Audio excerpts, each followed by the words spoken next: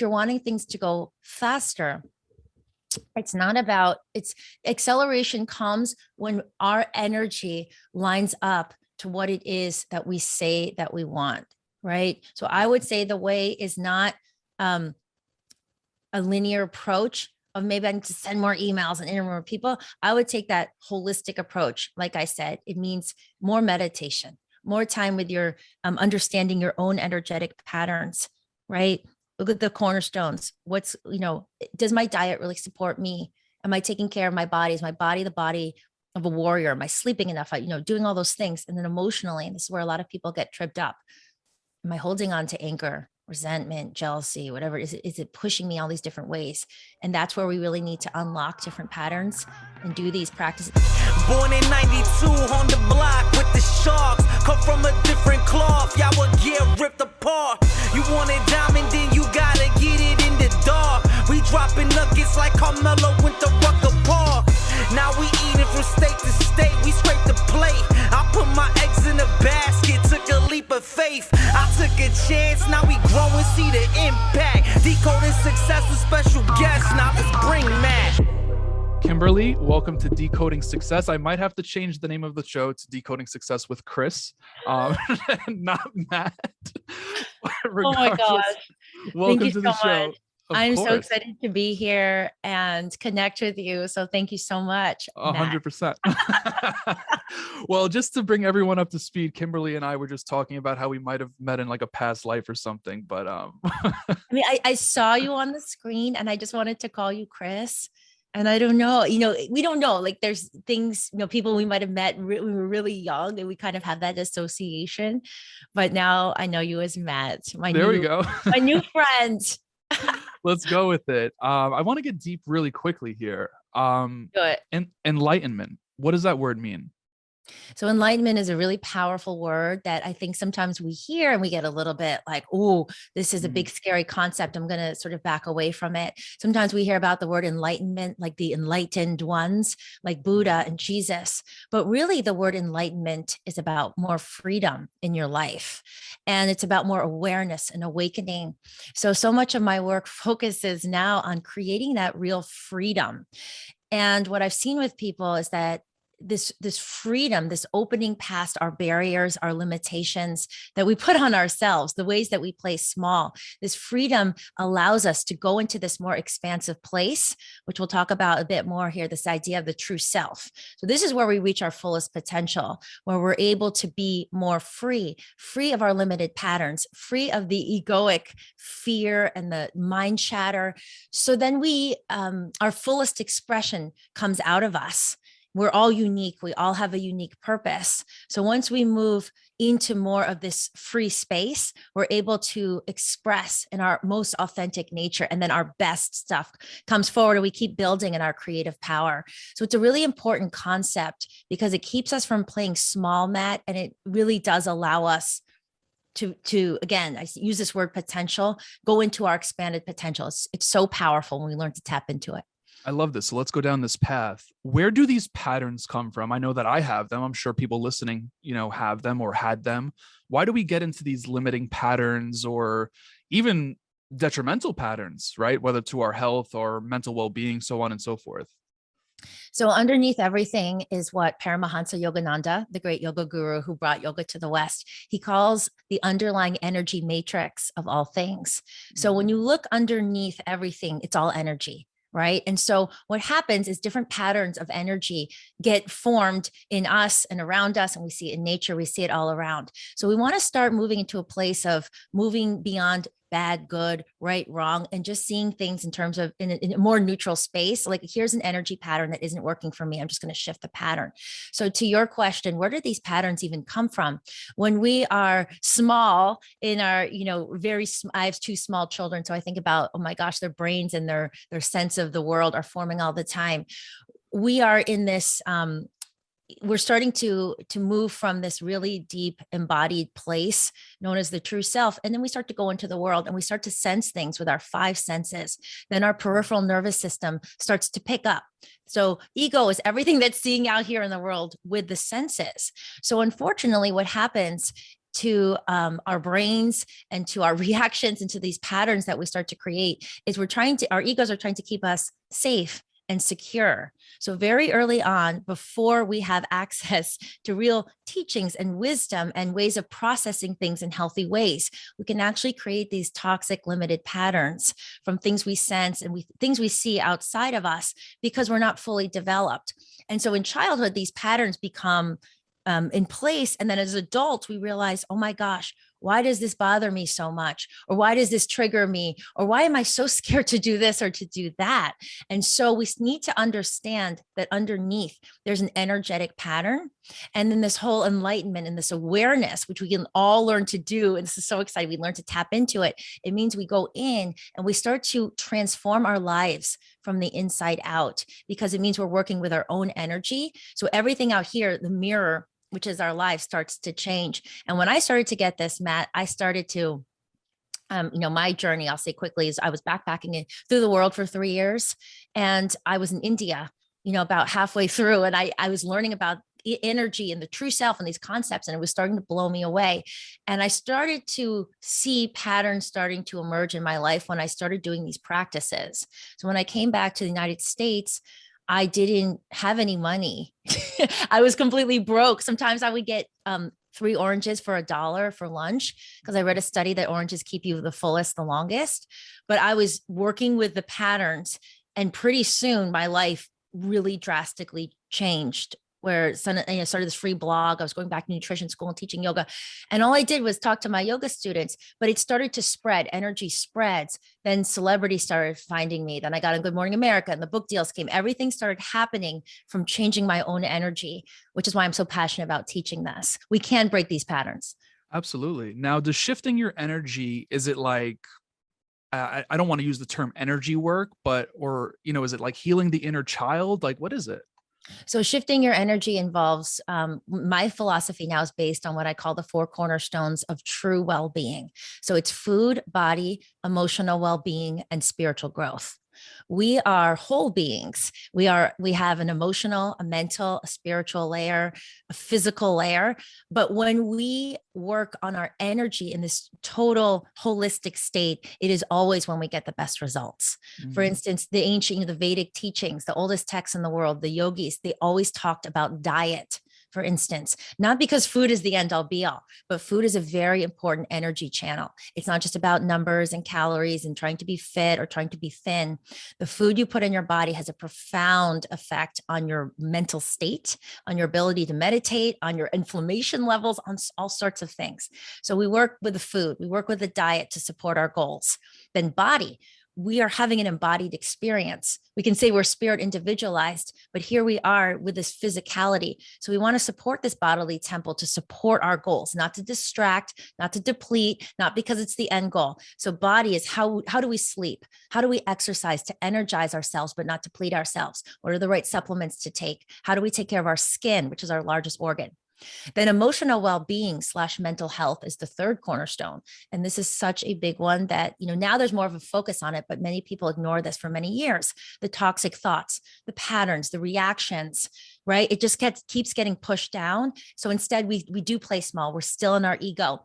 We create these patterns. So emotional well-being is about taking a look. It's about introspection. It's about practices like journaling. It's about shadow work. It's about not being controlled anymore by these patterns that we were talking about, Matt. I almost called you Chris again. And then the 4th cornerstone is, I was looking right in your eyes and I said, Chris, no, it's Matt. 4th cornerstone. And this is the big one. Okay. They're all important, but this is the really big one. So all the other ones are sort of in support of the spiritual growth. When I'm talking about spirituality, I'm talking about connecting to who you really are. The title of my book, right? My new book, You Are More Than You Think You Are. What we think we are is what we're seeing with the senses all the time. You look in the mirror, oh, this is what I look like. Then you look out in the world, you're like, this is what other people are doing. So then you start to compare yourself, and comparison leads to contrast. Contrast leads to competition. Then we start feeling small. I'm not doing enough. All the fears start to come in. Who you are is this formless energy. It's the soul. It's spirit individualized. Quantum physics would say it's this unique gravitational field around you. So what happens with spiritual growth is that means we learn to not over-identify with the shell. What Wayne Dyer calls the less than 1% of who we are. This is part of us, but it's not everything that we are. So when we learn to tap into the inside, the true self, this, again, unique, whatever you want to say, formation of energy, then you start to access your intuition, which is one of the most powerful steps in success. Your intuition is your inner voice, what Yogananda calls the infallible voice of the inner counsel. So once you start tuning into this is where, the yogis talk about your third eye, which is where you can see the seers. This term rishi in Sanskrit means seer. It literally means you can perceive and sense and feel and be guided beyond what the physical eyes can see.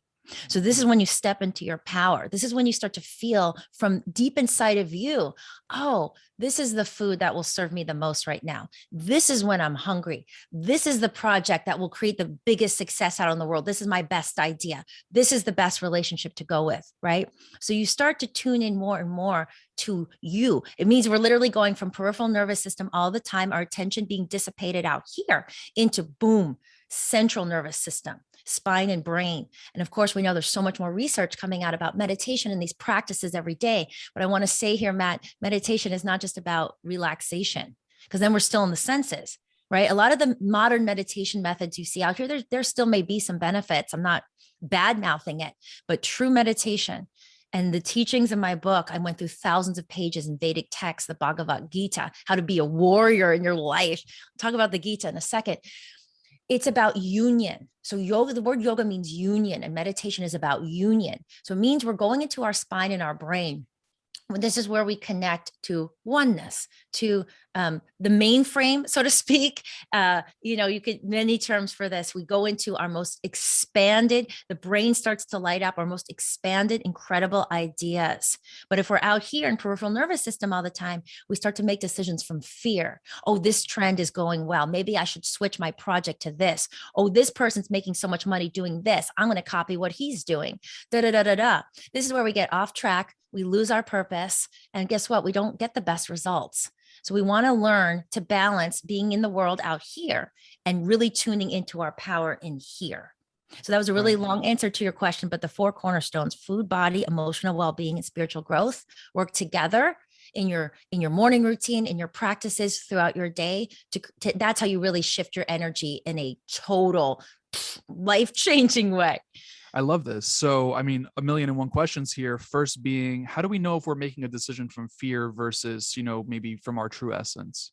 It's a really great question. So I'll give you a way to start understanding that in a very clear way, because right now when we're on the pathway, a lot is going to start being kicked up, right? It's like, oh, enlightenment, this is so good. It's going to start to challenge ideas day by day as you go into the practices I teach, which include written exercises, also introspection, working with your energy, working with your body, meditation. It will become more and more clear to you, but I'll give you a little 10-second practice.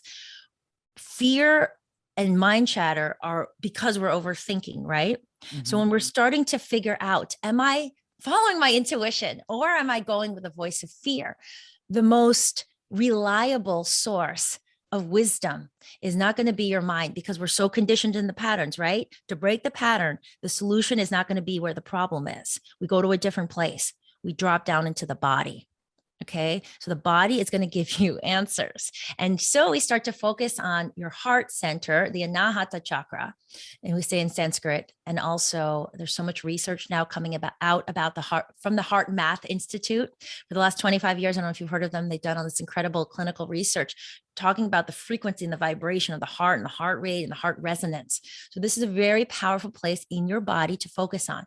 And you ask yourself, am I an ego? Am I in fear right now, or am I in the true self? If you are in your intuition, in the true self, what you'll feel in your body is a sense of openness, receptivity, right? Expansion. That's our true nature. This is where we create our best stuff, right? The universe is always expanding. They say light is always expanding. So when we're open and receptive, this means different ideas can come in, different creative solutions. We are not rigid and constrained. We are open to the best stuff. So now we're co-creating with spirit. Now everything in your life is going to start to open up. But if you go into your heart, let's say even just before a Zoom meeting or before, anything like just a dinner meeting or making a decision, am I going to go on a second date with this person, or am I going to invest in this fund? If you feel here a sense of tightness and constriction, this is your cue that you are in fear, because your body will emulate the energy of that, right? Ego, like I said, it's this shell. So it makes you feel very small and limited. I'm not good enough. I'm not enough. You start to get really tripped up. So if you're feeling that in your body, what you want to do is you want to shift that energy before you speak, before you make a decision. And there's many different ways to do that. You start to take some deep breaths. You feel the bottoms of your feet. You start to get present, right? Because all this fear and anxiety is really what ifs. It's future-based thinking based on past trauma. So start to come here into this moment. And I also find it very helpful. I just go outside. There's a door in my office here, just right outside. Sometimes I just get in the sunshine for a minute. I do a short walk, move your body, get the circulation going, shift the energy. Maybe you go to the bathroom, get a sip of water. Just this awareness of right now, I'm in this fear-based place and I'm shifting it, is the beginning of great change, because most people don't even have that awareness that there's these two parts of us. And we'll talk about the Gita next, the battle of life, Matt, but that's a practice. And when you start to tune into your body, it's amazing how much more empowered you become. You become the steward of your own energy. So things in your life start to open up more and more. Absolutely. I'm curious, is the tightness that you may feel there, is that a physical tightness or is it like a different type of tightness? So when we're talking about energy, again, we start to expand beyond the delineations of this is physical, this is emotional, this is this, Okay. this is this. And we just start to tune into energy as an overall thing, right? Because everything is so interconnected. Chakras is a term that also comes from the East, and it's an energy wheel, right? And so let's say there's your gut. For instance, let's say you start to actually feel tightness in your gut, like I'm really nervous, I have a lot of anxiety, or this just doesn't feel right to me. Over time, that sort of tightness and that anxiety that we hold in our gut can lead to IBS. It can lead to constipation, diarrhea, gut issues, dysbiosis in your microbiome, because our energy is physical as well as emotional and mental. That's why all this research coming out about, chronic stress, it actually will create physical cardiovascular effects and hormonal imbalances, right? So when we're talking about energy, Matt, it spans all the levels. So yes, it could be a physical tightness, but just energetically, you don't feel right. So, but your body does mirror that, right? So you'll notice a tightness in your shoulders, or you'll notice a tightness in your body. And it's, again, we're just over identifying. We're in this like rat race of the ego that's telling us, do more, push more. This is so scary. You don't want to lose your job, so you better work till midnight. It's all that. Right. Right. So we need to move attention away from that energy into this more expanded place where more options come up, more creative solutions, more freedom, more enlightenment builds, Matt. Absolutely. Now, do you need to be, or do you need to have a certain level of awareness, or is this something that like anyone can just tap into and start to become aware of those feelings? Anybody can start to tap into. What's really Yeah. exciting about this work is that the true self is this inner resource inside of every single human. It's the stable, calm part of us. So when we learn to connect to that part of us, again, through morning meditation, which I'm a huge proponent of, and I put out free meditations, free guided meditations every week, which you can check out on our Saluna app, guiding you into this place of union, not just happy waterfalls, which can feel nice, but no, we want to go into the spine. We want to connect. We want to have our best ideas. So it's, what the Vedic teachings tell us is that there's two ways to grow truly as a human into your fullest potential. Number one is wisdom. So we need to know the teachings in the first place. And I've done my best in the new book to really break that down in a very accessible way, just by learning, this is ego and this is the true self. Just these awarenesses start to create great change. So we want to know the teachings. Yogananda said something that I quote in the beginning of the book. I'm paraphrasing here, but something like, a cave can be in darkness for thousands of years, but bring in the light and it's as if the darkness never was. Right. So we can be in ignorance. We can have limited patterns from our childhood for 30, 40, 50, 60, 80 years. But when an awareness comes in, darkness goes. That's right. powerful. Yeah. Number two, though, we know the teachings and we can create, oh my gosh, like big changes, but it's the experiential knowing Okay. So that's what intuition is. You experience it. No one can give you your intuition. Something may sound, you hear to someone else, oh, but that's the diet that's right for them. And that's the right path for them, but that's not the right path for me. So the experiential knowing past your thoughts, when Eckhart Tolle talks about going past your thoughts, I say, well, what the F is he talking about? And get it. But then you realize past the mind, there is this deeper part of us. You can call it the super consciousness, you can call it the voice of intuition. So when we experience more of that mind chatter, and then it's just coming down into this place of deep, deep, deep intuition, that's when we create, when we become the highest level of creator. That's when the abundance starts to open up in your life, because now you're coming from this place of groundedness and working with your energy. And so we can say the right things, right? We can say, okay, I want to do this, and I want to be this, and I want to have this, and I want to have, whatever it is, your goals, your life goals, your career goals, your family goals. But if your energy doesn't really match up to what you're saying or what you say your goals are, I'm sorry, but you can't get past that. You're going to struggle. Maybe you'll get there, but you won't enjoy the journey. Maybe you won't ever get there, or maybe you get there and you're like, oh shit, this sucks. This isn't really what I thought it was going to give me. Right. So it's the deep sense of peace and fulfillment and connection that makes everything more powerful, but it also makes us so much more joyful in our daily lives. Absolutely. This is a total random question that came to mind when you mentioned Eckhart Tolle, and I'm going to ask it. I've never asked it before, but is it possible to measure the size of our ego? I think you measure the size of your ego by what's going on in your daily life, right? Okay. What I mean by that is your life is a mirror for your inner state. So you can look at your life right now without judgment, because we can always shift and change if it's not where you want it to be. My life was certainly not where I wanted it to be. So when I was in ego, I was pushing all the time. I had a lot of insomnia. I had a lot of anxiety. I had a lot of digestive issues. I was bloated all the time. And then when I got the things that I wanted to get, even the first time I made the New York Times bestseller list, I was like, it was like, what's the next thing? Right? What's the next thing? And then I was in relationships that weren't really fulfilling, great people, but I didn't feel that connection. I just didn't feel peaceful, right? So peace is a big barometer if you are in ego, because if you're in ego, you will not feel, I don't care what you have on your resume or how much money you have, what you have on paper. Does that really matter? I say no, because true success is the inner state, this level of enlightenment and peace. It's not just woo-woo. We say like you actually enjoy your life, and you get to work on things that light you up and that you're really passionate about, and your connections grow. I got to say, I've worked with so many famous people, so many over the top rich people. And I won't say names, but I'll say that across the board. When you get the things that society tells you, this is the big goal, it doesn't give you what you want, right? Necessarily. So we want to work on creating more. When you become so connected to your true self, and I'll just use my life as an example, Matt, what happens is your life becomes an expression of what's going on inside of you. So when this started to open up for me, I would say it started about 4 years ago was when it really accelerated. I've been following these teachings now for over a decade, but 4 years ago, I lost my mom really suddenly. I talk about this in the book. And then I sort of looked at my life, and like you said, my life was an ego, right? The relationships and the things I was doing. And I sort of woke up and I said, I don't want to live my whole life like this. So I ended up moving out on my own. My first son, I became a single mom.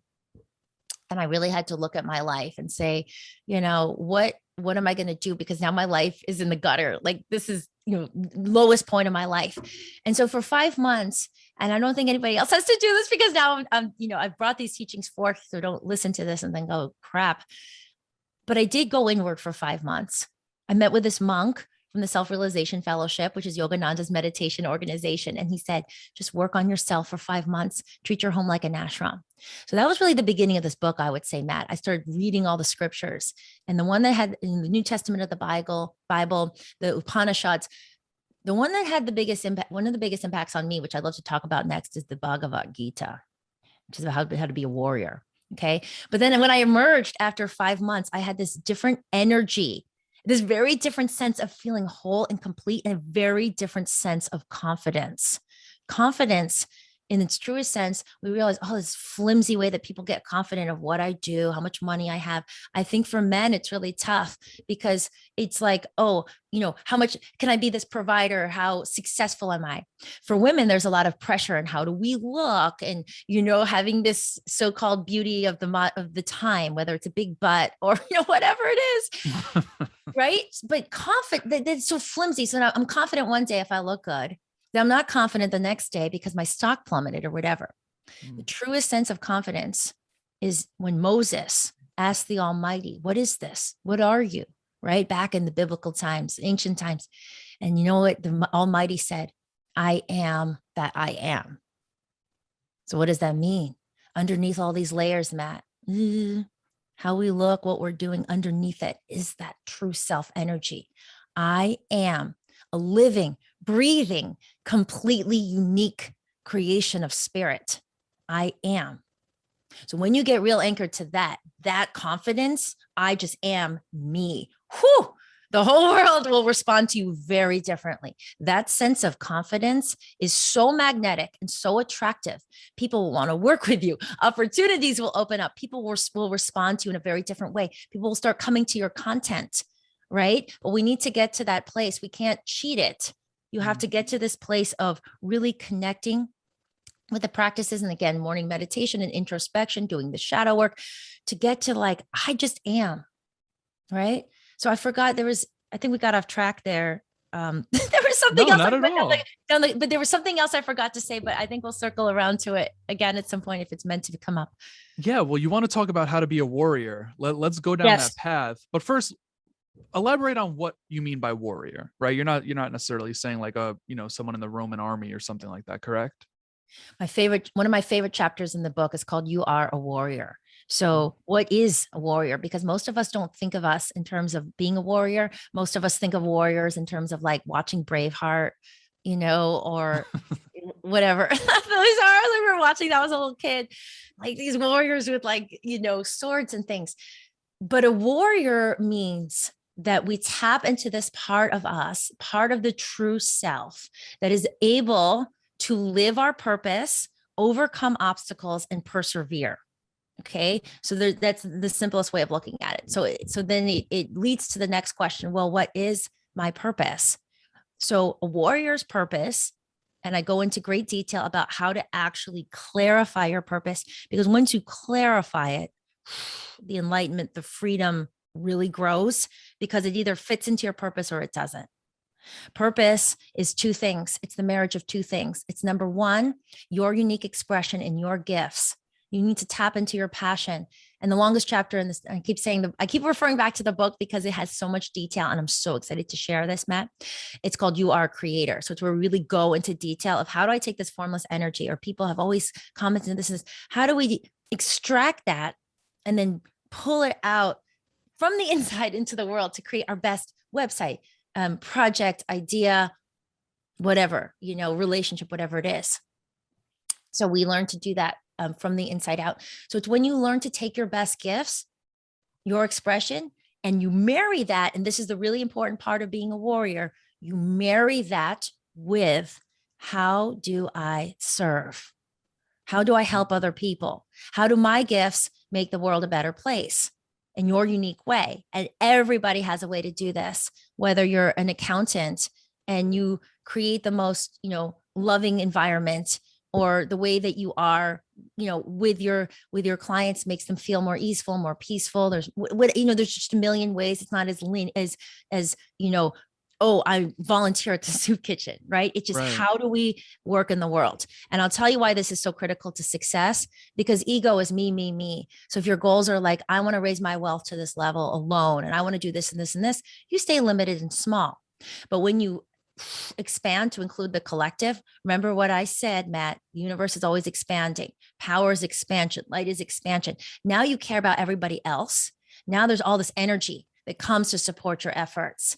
Now, when you're tired, you think, no, but it's not just about me. I've got to help X, Y, Z, right? A warrior rarely fights for themselves. You think about Braveheart and those warriors we think about, they're fighting for a cause. They're fighting for something bigger than themselves. So when you're going bigger than yourselves, you'll have more energy and more passion and more coming in. So your purpose is the marriage of your unique gifts with how do you serve. So the Bhagavad Gita is this ancient text from India within the Vedic texts. And I won't go into the detail, but it's this incredible battle. So if anybody that loves battle stories, I mean, it's about the chariots and the horses and the battle formations, but the whole thing is an allegory. And so Arjuna gets to choose between the biggest army in the world and having the counsel of Krishna. And Krishna represents the voice of the true self. And he chooses the counsel of Krishna. So the whole Gita is about this battle of life, which each and every single one of us go through every day. It's the battle of the mind. It's the battle of the ego. It's the battle of the fear and the mind chatter that keeps you down versus now I'm going into the true self. So it's literally this most incredible story of how do we battle. And a lot of it has to do with being overcome with the senses. We're so tied to the external world. We're so tied to what other people are doing, how we look like to other people. It really influences our decisions. I want to be liked. I want to be noticed. I want to be famous. I want to be, valid, all this stuff that comes from these wounds, right? But instead, when we learn to control the senses, we're still going to enjoy life, but it means we learn to tune into our own energy, all the joy and peace that comes from that with the meditations and the practices. Now we have this different way in the battle. We're a very different kind of warrior, Matt. So now we create success. We manifest our goals from this empowered place. So I really love this whole concept of being the warrior because when we start to really tune into it, realize, oh, there's so much more strength inside of me. Now, what happens if someone is resisting their purpose, right? Maybe their purpose is to bake the best cupcakes, but instead they're podcasting. Like what happens if someone just knows what their purpose is, but chooses to do something else? Well, go into a little more detail on that. What do you mean? Do you mean that they love the cupcakes, but they're scared to turn it into a business? No, just like so for instance, if I know, and this just is a silly example, but if I know my purpose is to host Kimberly on Decoding Success and amplify incredible messages like this, yes, right? That's my purpose. But instead of doing this, I'm choosing to make pizza because of whatever reasons. Maybe it's fear, maybe it's something else. And they just resist knowing what they should be doing, right? Does that make sense? Okay. So we're going to go down to another layer. Its purpose is my unique gifts and how do I include the good of all, right? Okay. So my purpose isn't, my life, like look at all the things I do. My purpose isn't just being a mom or a podcast host or an author or the founder of Saluna. Underneath all that is the energy of intention and my purpose. So my purpose is to live and connect with my true self as much as possible and teach others how to do the same. So I can do that just in my everyday interactions, right? Just being in love, being in truth, teaching that. I can do that with a conversation down the street with a so-called stranger, right? Or I do that with my kids. I do that when I'm on a podcast, right? It's not about the specific action, but underneath everything is your purpose. So you can be in your purpose doing the podcast and you can be in your purpose making the pizza. But if you start to really tune in and you're like, well, my purpose is, I'm just making this up. Let's say someone says, well, their purpose is to spread the message. Okay. The more and more you tune into that, you think, well, my energy and my purpose will expand more if I focus more on the podcast versus the pizza. In the beginning, the fear may keep you going into this other action step. But as we go forward, again, the path keeps evolving. So in the beginning, meditations may feel very restless. In the beginning, you're doing these practices, which some of them only take 90 seconds in the day, but it's always about tuning into our energy, like that 10-second practice, right? Or just the journaling, whatever it is. And you realize more and more awakenings will come. So we don't need to hurry. We don't need to push. This is all about unfolding. Your enlightenment will unfold in your life. Just keep tuning in. Right. And then you'll feel from inside of you, it's time to make a shift, or it's time to take that leap and focus fully on being a podcast host. But in the beginning, all that pushing and like, I need to get it, I need to figure it out. That's ego. So you sit back, you take some breaths, you realize there's the true self will never hurry. Right. It's just about clarity. And the more that comes inside of you, when I clarified my purpose, everything then opens up. Okay. So don't worry about that happening. More just breathe, clarify inside of yourself, and then the actions will follow from that. Does that make Now, sense? it does. And it leads me to ask you, because you mentioned the word unfolding. If someone starts to do this work and like, really starts to connect with themselves and peel back the layers, and they really love to see the results, like they love the results they're seeing, but they want more quicker. Like, what's your advice for those people? That's me, by the way. So I'm Yeah. curious, like, what is, and I understand like it's you being in your ego, but what's your advice for them? Okay, well, let me give you an example. Okay. Again, I go to my own life to show like I am really living this. And so we're not just talking about it in esoteric terms. So, as I mentioned, there was this part of my career that was really unexpected because I don't own a TV and I don't watch TV or movies. I'm not a screen person. It doesn't hold my attention. I really do love reading and I love playing and I love having dinner parties. It's just different. Right. But anyways, when I started on my path, I was just talking about all these things I was passionate about. And I started this free blog. And then the first celebrity found me and I got on a film set. And then all of a sudden I was working with all these different actors and celebrities. And that became the next 5 years of my life. Like a big part of my career. I was working with, I was on set with the Avengers and I was working with Chris Hemsworth and Channing Tatum and Reese Witherspoon and Drew Barrymore and all these people. And it was amazing because it was raising my platform and I was, I felt like I was really helping them and I was in my truth. But at a certain point, as my purpose clarified, which is connect to the true self and teach others to do the same, I realized that I needed to let go of that more in order to help more people, right? To focus more on the books and the community in the larger sense. So it became this very natural transition for me to say, hey, I'm moving more in this direction. And it was on the outset, people will say, but you're working with all these people. This is amazing. This is all great. But inside of me, the more I was connected to my intuition, I knew that, in order to grow, we need to let go. So you get guided and guided. And when I did that, I let go of the fear of, oh God, will people still care about me if I'm not working with these big celebrities? I still have them in my life, right? But everything, because I went with my heart, I went with my passion, everything exponentially grew. And it was the birth of Saluna, which is like, this brand that's building and building and building.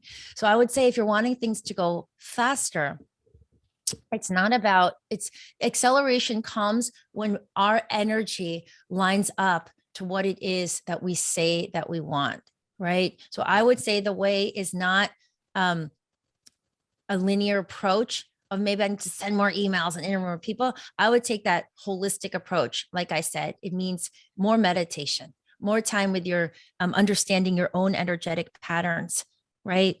Look at the cornerstones. Does my diet really support me? Am I taking care of my body? Is my body the body of a warrior? Am I sleeping enough? Doing all those things. And then emotionally, and this is where a lot of people get tripped up. Am I holding on to anger, resentment, jealousy, whatever? Is it pushing me all these different ways? And that's where we really need to unlock different patterns and do these practices. There's a sun moon practice where I teach you how to look at your so-called bad behavior and your good behavior and then go underneath that. So we drop the guilt and the shame, which is a really heavy vibration that Right. doesn't match up to what you say your goals are, right? And then when I started meditating more and focusing, we go into more of a flow state. And then the level of creation and so-called material success rises and rises. So it's a funny thing, Matt, because the outside world will tell you the opposite. They'll say, oh, well, you got to do more, got to go to more conferences. It's like that, a little bit of that Tony Robbins rah. I love Tony too, but do more. And yes, we want to make sure that we are directing our energy into actions, but can't get past energy. So if something isn't happening as quickly as you want, of course, there's divine timing, or if things feel blocked, we go into ourselves and say, what is inside of me that I need to let go of? What is an energy or a pattern inside of me that's still, mudding things up? And it goes deep. So if you're up for it, I'll tell you a deep pattern of mine that I uncovered that really Please, yeah, without a doubt. Okay, so this is where we become detectives of our own energy. Again, this is why such a powerful thing, enlightenment, freedom. So I was going through life and then I started doing this work. I started getting more into the Vedas. It was talking about being aware of when the ripples come, the samskaras, in many terms, we could say the mind chatter. Be aware when that comes up because there's darkness there. Okay, so when we talk about shadows, it's darkness coming up. Darkness is not a scary thing, by the way. A lot of people shy away from this concept of darkness. So things feel icky inside or heavy, we tend to shy away. We tend to distract. You go to Netflix, you text a friend, you go on Instagram, whatever it is. But darkness teaches us. Darkness is a place you've hit on a spot inside of you where the light hasn't shown yet. So what we want to do is we want to start to understand what is underneath the darkness, because then we can meet the darkness with the light. And then our overall energy just keeps growing. So I was starting to notice, because of this work, how much it bothered me when people interrupted me. Of course, it's annoying for everybody, but it was almost like this dagger, this feeling when I was interrupted, and it just sort of changed my breath pattern. So I had to really sit with that. Like, why does this bother me so much? Why is it bringing up this so-called darkness? And again, through this work, I would sit with it, Matt. And what I found was that underneath, when I got real honest with myself, underneath, oh, they're interrupting me, it was hitting on this fear, this deep, deep fear from my childhood. You're not worthy of being seen and heard, right? I had parents, I think our parents do our best, but there was a level of neglect in my childhood, right? So there was like, you're not worthy of being seen and heard. So underneath that is this fear of you're not lovable, and this deep pain of, no one understands you. No one loves you. And when I saw that, like, oh my God, I didn't know it was there. And so that was like driving a lot of my actions to be seen and heard and speak louder and do these things that weren't really aligned, but I was trying to heal this wound. So once I saw the shadow and the wound, I was like, oh man, I know that's not true. As an adult, we start to process and we bring in these tools from an adult mind, and then we start to love ourselves. We start to heal, and you can emotionally process and digest just the way that you digest food. Dr. David Hawkins, the psychologist, says if you really sit with that intense emotion, it usually does start to digest in 10 minutes. It can come back. Oh, wow. You digest, and eventually you get to the bottom of the well. And by the way, that's how I overcame the grief of losing my mom. I sat, dissipate 10 minutes, right? Instead of moving away. Right. So anyways, with this shadow work, this darkness, once I healed that wound of, it's still there, but it's like 90% better, right? Of being seen and heard, the freedom grew, Matt, right? It was like inside of me. And then again, our energy grows, people respond differently. You start getting very different results in your work.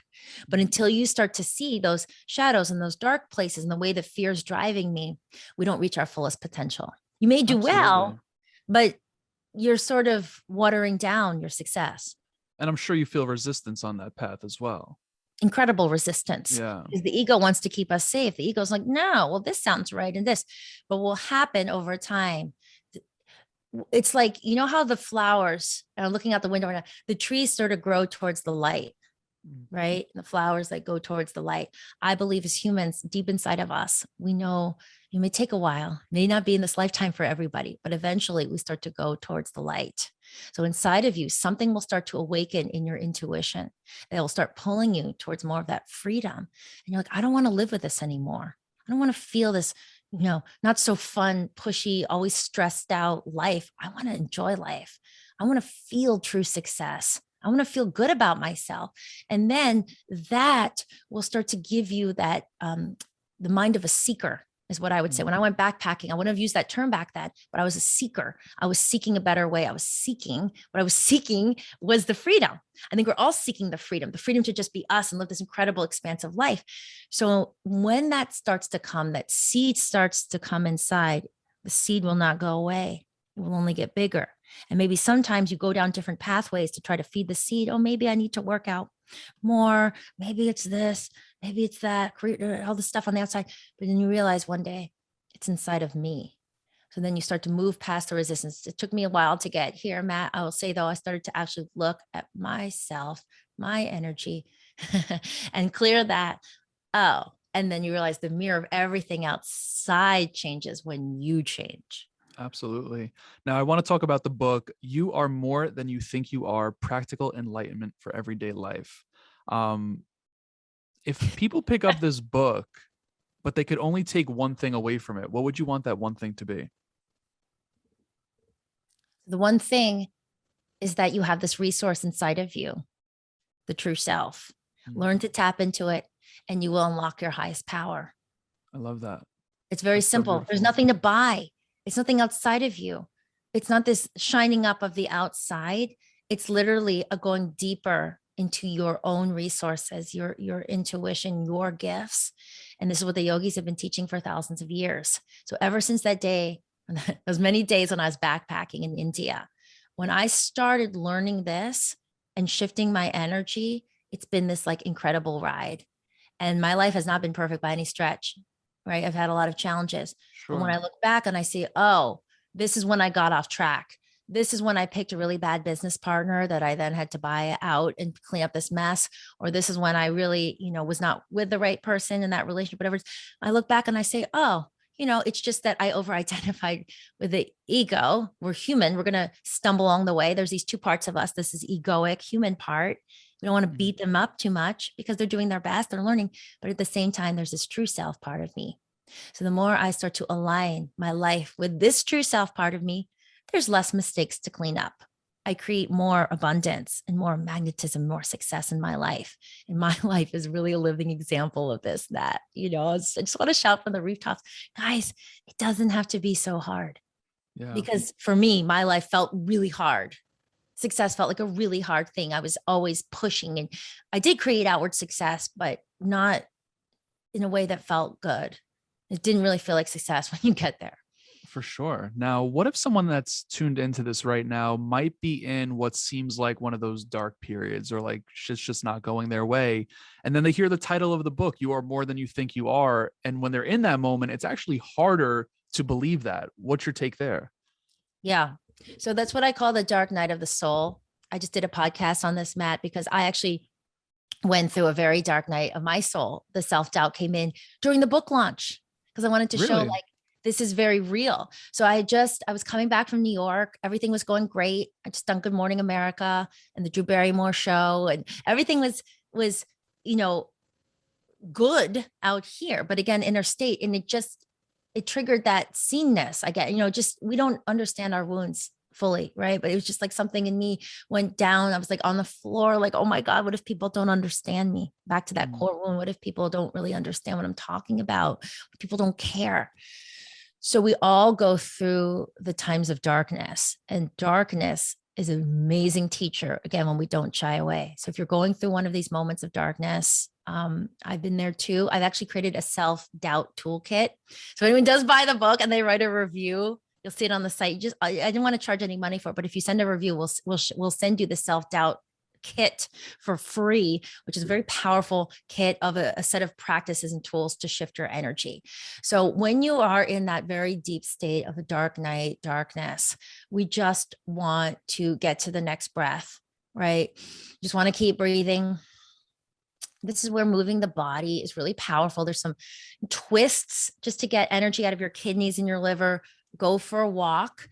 And then this is where we can work with things like music, tools, mantras, anything vibrational that you hear is going to help shift your energy. So for me, I was just listening to music and mantras that was helping me just feel like I could lift back up. And then we just, you sit, you journal. I mean, again, I go into a lot more detail there, but we start to move through. It's like the seeds in the darkness, but then it starts to move up towards the light. There's a way we just keep moving. You can't push it because the periods can feel really long. My dark period that time lasted 48 hours where I just had to keep breathing and knowing it was going to come at some point. Right. I didn't even have the energy to meditate in the beginning. Like you said, people are like, I just can't do it right now. So you just be compassionate. You sit in it. You don't turn away. You have to breathe into the dark. You take your breath with you. And then on the other side, it's another whole layer of freedom. So on the other side of this dark period I went into, Matt, I can say, oh my gosh, even the past 3 weeks, because my book's only been out for a month. Wow. Then you become grateful for those periods. It's cycles. The name of my brand is Soluna, which is the sun and the moon. Came after my dark period. Like I told you, when my mom passed away and I became a single mom, it's the darkness and the light that makes us whole. The darkness teaches us. It's not about this fake happy all the time you see on social media. Right? The darkness will make us stronger. So when we breathe through it, know that there's a reason for this. It's a way of guiding you back towards the light, and your purpose is waiting for you. And your best life is waiting for you on the other side of the darkness. So just keep breathing. Don't hurry it along. Be in it. Be that warrior that has to sit in the darkness sometimes, and then the light will come. That's so beautiful. I just want to let everyone know that the link to everything we talked about, from the book to the app and all of that good stuff, will be in the show notes. And I'm going to try and squeeze 2 more questions out of you. I Yes. never like to keep anyone before or after the commitment, but I'm curious, what's a question you wish more people would ask you, and how would you answer it? Oh, asking the question back to me. I like that very much. So, it's funny because a lot of people ask me about how do I balance my life, or like, how do you create work life balance? And it's one of the it's one of those questions that always comes up. And I like it when people ask me, because then I take them in a very different direction. I say, for me, it's not about balance at all. I think balance, when I think of balance, what the first thing that comes to my mind, Matt, is walking on a tightrope, right? Like, am I Okay. here? Am I there? It's very, makes me feel stressed out. Like, am I balancing enough? So I move away from that concept completely, and I introduce a new concept. You ready for it? Flow. Okay. So when I'm balanced, it's overthinking in a way, like the way that I think of it, right? Language is, brings up different things for different people. So instead of like this constant evaluating, like, okay, enough time, 60%, flow, it just means that I flow with whatever is in front of, like, whatever's showing up, I'm present with it. So when I'm with my kids, I'm really present with my kids. And when I'm on my podcast right now, I'm just talking to you literally alone, Matt, and I'm not thinking about anything else. Or from my work, I'm flowing with that. That's when we bring our fullest energy. So we want to start to live life and work in a non-linear way, which is the subject of a whole other podcast, the way that time isn't really linear. It's like the spiral, right? So when we're in flow state, it means, and this is how I create flow in my life. I do my morning meditation, and my team knows, do not schedule anything before 9:30, because I will not answer. I will be in meditation after I drop my older son off at kindergarten. My younger son's napping. I'll meditate. And then I get out my journal, blank piece of paper. I don't have it next to me, otherwise I would show you. And I ask the question, what is the highest and best use for my energy right now, today? Instead of going down my to-do list in a linear way. So I intuit my energy. And then I say, oh, I feel it. Oh, man, I'm excited to get on camera today. I'm going to create some videos, some content. Or I feel, hey, I'm pretty inward right now. I'm just going to do some research. I'm going to write an article, right? So when I start to move in this more nonlinear way, we always create the best stuff. I'm not balancing. I'm flowing through my life. Doesn't that feel better? Oh, 100%, without a doubt, without a doubt. Now, a couple more minutes here. Last question for you. You've given us a ton. I mean, my notebook is literally full. I My love notebook it. is full. But if you live to whatever year you want to live, you hop on as many podcasts, you create all that you want to create, but you could only be remembered for one piece of advice, what would that be? I say the same thing as what my purpose is. My one piece of advice is that you are the true self, and tune into that every day. Live life from that as much as you can. And that is your happiest, most peaceful, most fulfilling life. It matters not what you will say at the end of your life on your resume, what other people think of you. Right. It is your true self. So live life from here. Please do it, your unique, amazing self, and you will create your most amazing life for you. I love that. That's And beautiful. if I died today or tomorrow, Matt, you know what? I have this to leave for people. So I'm fulfilled. Legacy, without a doubt, without a doubt. Again, I'm going to make sure that all social links, websites, where people can get the book, the app, all of that good stuff is in the show notes. But Kimberly, thank you again for this. This was absolutely incredible. Thank you so much, Matt. Beautiful soul you are. Thank you for being such a beautiful, open, receptive channel, spreading good messages in the world. I want to acknowledge you for that. I appreciate it. I like your energy very much. I can feel just loving kindness and pureness of intention. So thank you so much for having me on the show. Thank you.